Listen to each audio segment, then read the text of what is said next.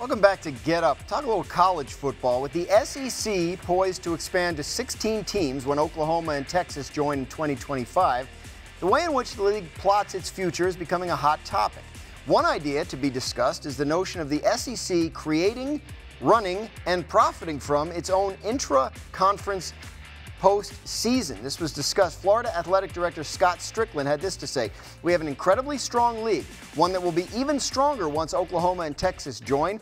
The focus should be on how we as a league use that strength to further position the SEC as we face new realities." Commissioner Sankey has encouraged our athletic directors to think creatively, and an SEC-only playoff is a different idea that we should absolutely consider an option. Our Pete Thamel wrote about this yesterday on ESPN.com. It's a worthwhile read. Heather Dinich is here now. Look, we were sitting in the meeting talking about this. I said, we need to bring somebody on who can help make it make sense. And they said, well, Heather Dinich would do that. And now magically here she is. So Heather, thanks for joining us. As she always does. What do college football fans need to know about this situation? Well, they are going to talk about it next week in Destin, Florida at the SEC spring meetings, along with how to operate with 14 teams and divisions or no divisions, how they want to handle that. But the main point here is that I find it very hard to believe that Greg Sankey would go for this when push comes to shove. This seems like posturing to me because Greg Sankey was mad when the college football playoff did not expand. Remember, there was an 8-3 vote with the Pac-12, the ACC, and the Big Ten voting against expansion at this time for different reasons. Greg Sankey is still mad about this, and to me, this is a not-so-subtle message saying, hey, we are not going to be as accommodating this time around when we talk about expansion again. So, all right, you don't think he'd go through with it, but you admit that he's mad and he's mentioning this as a result of that. But if they continue to drag their feet on the playoff expansion and hypothetically the SEC did decide to go through with this, I look down the road and I think, does this mean we go back to the days where multiple teams could claim championships in the same year?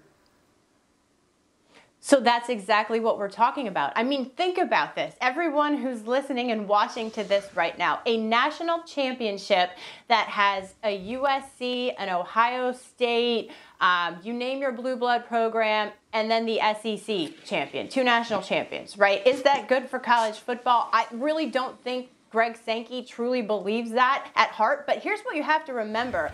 The college football playoff needs a format for the 2026 season. This current deal goes through 2025, right? So the next time around, it doesn't have to be unanimous. Whoever wants to participate in whatever format they come up with can participate. There's 10 FBS commissioners. Sankey's only one of 10, plus Jack Swarbrick, who are going to decide that format.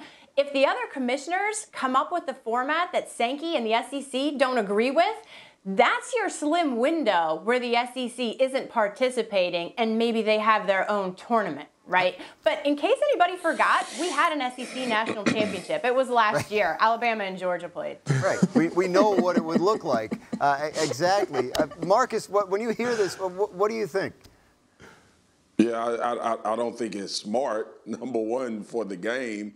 I think you play a playoff throughout the season in the SEC, being a player that played there, and to add a tournament after the regular season, Heather, correct me if I'm wrong. So they'll play a regular season and then create a tournament format to determine who the champion is? Well, and plus, yes, and then you would have to get rid of your conference championship. Does the SEC want to get rid of that valuable commodity?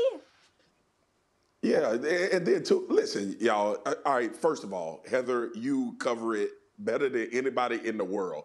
The playoff is going to expand, all right? It's going to. It's inevitable. We've been talking about playoff expansion because I was at the SEC network when the CFP started. We were talking about it 2 months after they announced the college football playoff was going to be 4 teams. That's when the conversation started. Do we go 6? Do we go 8? Do we go 12?